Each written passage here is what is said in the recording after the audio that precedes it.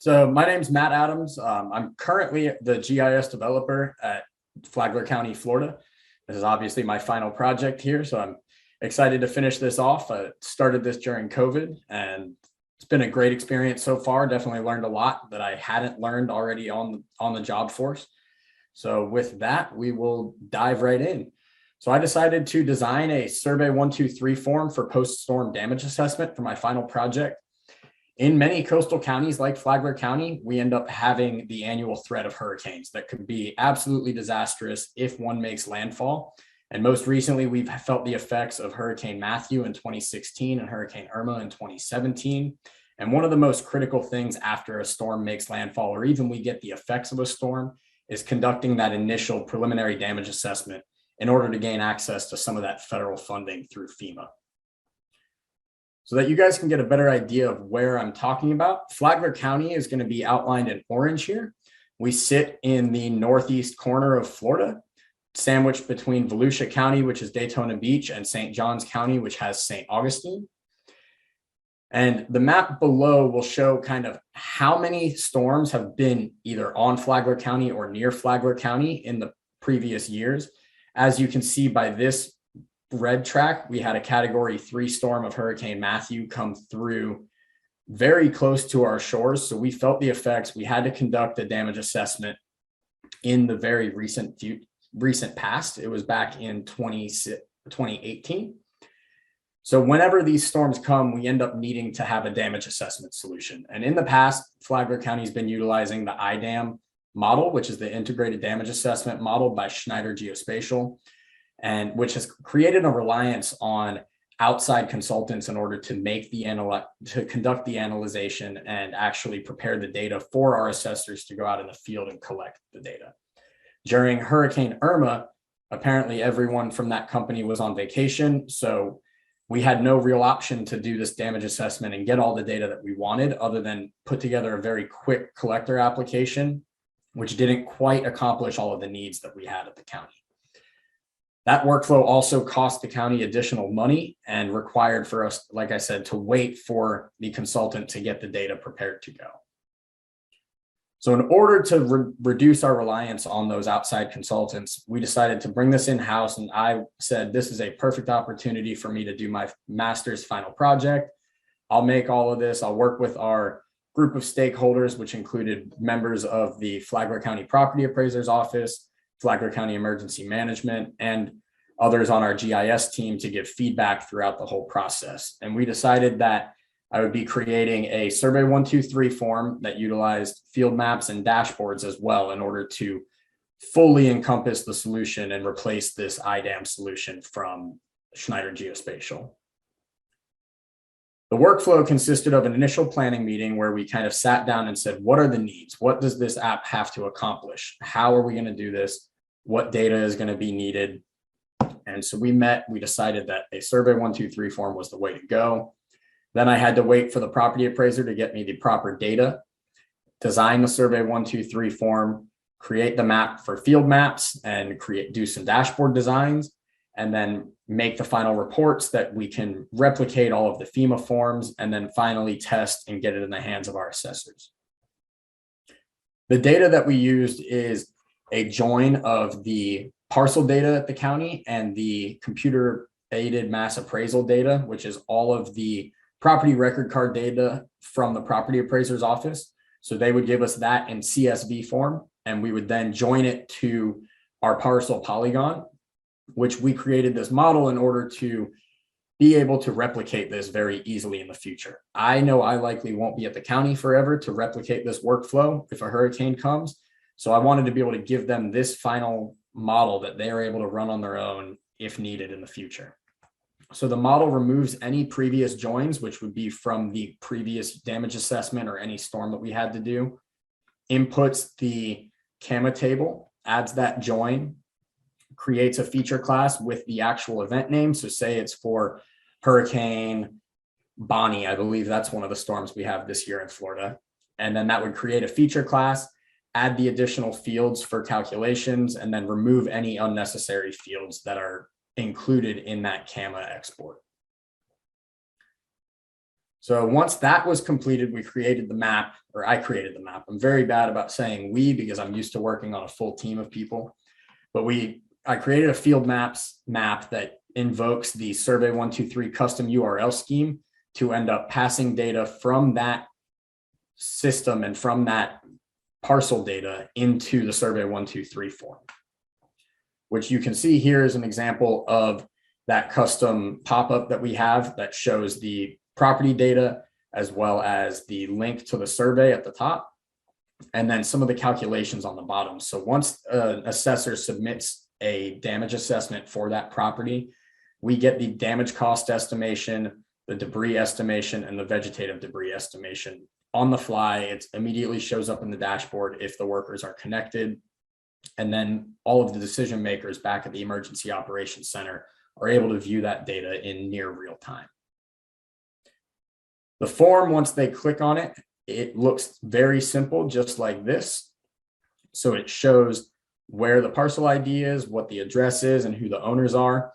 They'll enter in the damage level, which they've been trained on, just like all of the FEMA guidelines. So we actually had 2 different 3-hour sessions yesterday where we trained them on this is what an affected house looks like. This is what a minor level of damage house looks like, and so on. We also have them enter the water level in inches if there's flooding, and this helps us to end up extrapolating the flooding data and determining where the biggest flooding was throughout the county, which can just lead to further analysis in the future. Add some notes if needed, and then most importantly, add the photos so that we can go back and reanalyze after the fact. The real power in this survey is the fact that we're able to complete these calculations on the fly. So in order to estimate the damage cost, we agreed as a team of stakeholders that affected would be 10% of the total replacement cost new. A minor house would be 30% of the replacement cost new. Major would be 60% of replacement cost new, and destroyed would be 90%. These equations were tested, and we checked back at all of the previous IDAM data in order to verify that it was at least in the ballpark. And in the future, after we hopefully don't get a storm this season, but if we do, I plan on doing some further analysis and seeing exactly how close to the actual damage cost we ended up being. And then we've got the structural debris damage estimate, which comes directly from FEMA, as well as the vegetative debris estimate, which was found in one of the Florida Department of Emergency Management damage assessment guides.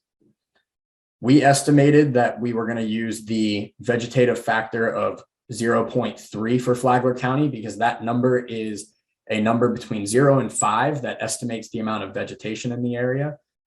Since it's for county-wide, we've got areas on the west side of the county that are very rural, they're very wooded areas, so they would be on the higher end of that spectrum, whereas we've got other city-like areas that would be more on the lower side. So we figured that 0.3 would be a good balance between the two and be able to work truly anywhere in the county.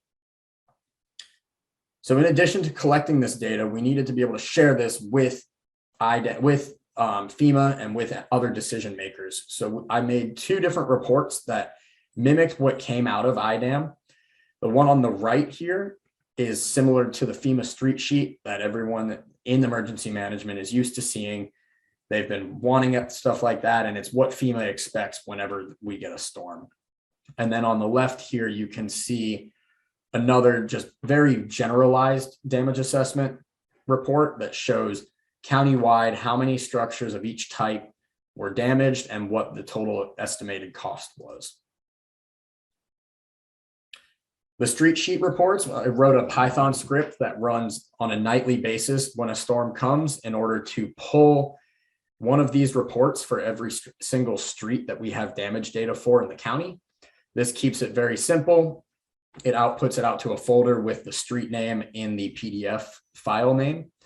And then this makes it so that we don't have to manually run those reports via Survey123 on a nightly basis. We don't have someone out there actually selecting all the data and moving it and doing it themselves. This takes all the guesswork out of it. So now I'm going to show you guys a live demo, and we plan on using this in Field Maps and ArcGIS Collector. Most people will be using Field Maps, but we've found some of our assessors are using Microsoft Surface tablets, which do not have Field Maps available. So we've had to revert back to Collector on that. So whenever they're out in the field, they'll be able to select a parcel and then select the completed damage assessment. It automatically pulls all of that data in. And if you look at the URL up here, you can see that there is a lot of information. It's a very long URL, but it's migrating all of that data from the parcel information over to the survey itself. So this one we will mark as major. It will be 6 inches of water. And then they'll click submit. When this is done on a mobile device, the URL scheme will automatically revert the user back to Collector or Field Maps, whichever one they are using. So that way the user is not having to bounce back and forth between the two apps on their own. And it takes a second for this to upload, but you would then see the proper color on that parcel, marking it as major. The reporting aspect of this is truly also where the power comes from, because our emergency manager is not going to be out in the field completing all of these damage assessments. They're going to be in the emergency operations center wanting to know where these damaged locations are and where do we need to send more crews to. So we show the total number of damaged parcels out of the total number at the top. Originally, we just had single numbers up here where it showed the number of parcels that were damaged, but the stakeholders requested that we include the total number of parcels as well, so that they get a little bit better idea of the actual situation, so that they also know how many parcels they've got left. The estimated damage cost is summed up here on the left-hand side, as well as the structural debris and the vegetative debris, and with the total number of flooding reports in the bottom right. We've also added some additional charts here to show the residential damage, and it breaks it out by category, and the same thing as mobile homes, and the assessments per user, which is important, not so much for the big decision makers, but it is for the managers of the teams that are out in the fields. It gives them a better idea of, we sent this person over here, why have they only completed 6 damage assessments compared to someone else that completed 30. It might give them a better idea of, okay, this person's having issues driving around, or also just slacking on their work and they need to be told that they need to do a little bit more. Since Flagler is a countywide entity, I designed this to also show data for our individual municipalities. So the city of Palm Coast will see their damage on their own tab. They had no mobile homes that were damaged, so it would show no data there. And then the city of Flagler Beach gets this as well, and the same thing as the city of Bunnell. And I believe that is all that I've got. Does anyone have any questions?